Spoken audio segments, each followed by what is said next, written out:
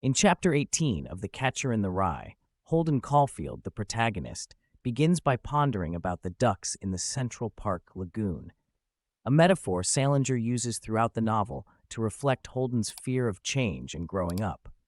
After his museum visit, he goes to a phone booth and considers calling Jane Gallagher again, but he ends up not making the call.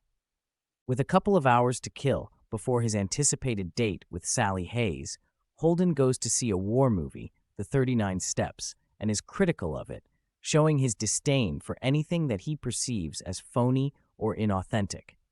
He expresses his aversion towards war and dismisses it as something drafted for idiots.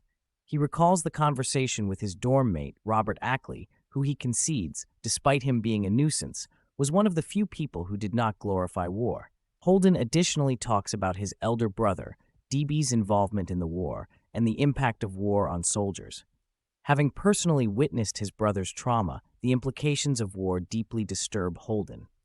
Holden's disturbed mindset is expressed through his criticism of Gary Cooper, the actor whom he describes as the prototypical war hero in Hollywood films, labeling it all as phony. He reflects on how movies contribute to glorifying war and continue to influence and shape society's perspectives. Furthermore, Holden speculates about his own potential behavior in war.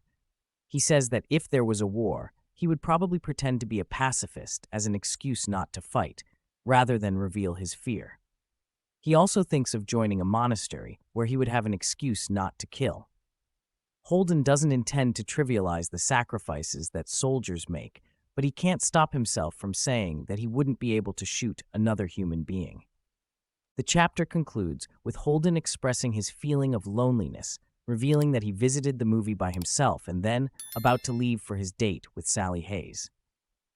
Overall, the chapter provides a deeper insight into Holden's thoughts about war, mortality, and pretend bravery, emphasizing his broader critique on society's insincerity and his struggle with isolation and adulthood.